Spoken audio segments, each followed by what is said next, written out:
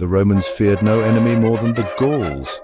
Centuries before Caesar crossed the Alps, the memory of the Gallic sack of Rome in 390 BC burned deep in Roman pride. But by the time the dust settled, the legions of Rome would crush the proud Celtic tribes and bring Gaul under the control of the Republic. This is the story of Rome's conquest of the Gauls, a tale of vengeance, strategy, and ambition. In 390 BC, the Senones, led by Brennus, descended upon Rome. The Battle of the Alesia ended in disaster for the Romans, their city sacked and humiliated. Brennus's cry, Vae Victis, or woe to the vanquished, would echo for centuries. Rome vowed never to suffer such disgrace again. For generations, the Gauls were both feared enemies and valuable trade partners. But as Rome expanded north, their destinies would clash once more. The first major campaigns came in the 3rd century BC as Rome subdued Cisalpine Gaul, modern northern Italy. Battles against tribes like the Insubres and Boii tested Roman steel. By 191 BC, much of Cisalpine Gaul had fallen, paving the way for Rome's northern frontier. The Battle of Telamon, 225 BC. Roman legions fighting Gallic warriors with longswords and shields.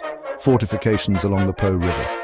By the 1st century BC, Gaul was a patchwork of powerful Celtic tribes, Aedui, Arverni, Helvetii, Sequani, each with its own alliances and rivalries.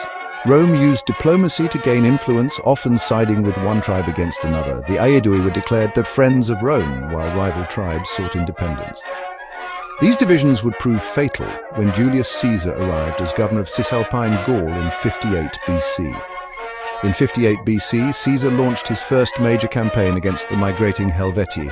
At the Battle of Bibracte, Roman discipline and strategy crushed the Helvetian force. This victory cemented Caesar's control and opened the door to further conquest. Caesar versus Ariovistus, Germanic threat, the Rhine crossing. In 57 BC, Caesar turned north against the Belgae, a fierce confederation of tribes. Through a combination of sieges, ambushes, and pitched battles, Rome broke their resistance. The fall of the Nervii at the Battle of the Sabis became legendary for the ferocity of their last stand. But conquest was never secure. In 52 BC, Vercingetorix of the Arverni united the Gauls in a massive rebellion. At Gergovia, Caesar suffered a rare defeat, yet the decisive showdown came at Alesia. Caesar built double walls of fortifications, one to besiege Alesia, another to defend against Gallic relief forces. In one of the most brilliant sieges of history, Rome crushed the rebellion. Vercingetorix surrendered and Gaul was lost to the Celts forever. With Gaul subdued, Rome reaped enormous wealth, land, resources, and slaves. Roman roads, cities, and laws transformed the region. Gauls became Roman citizens over time, their culture merging with Roman traditions. Yet the memory of Celtic pride lived on, immortalized in Roman writings and Gallic legends. Rome's conquest of the Gauls was more than a series of battles, it was the fulfillment of a centuries-old promise. The humiliation of the sack of Rome had been avenged. From the ashes of Celtic independence rose a new Roman province, Gallia, forever changing the fate of Europe. At the Battle of Bibracte, Roman discipline and strategy crushed the Helvetian force.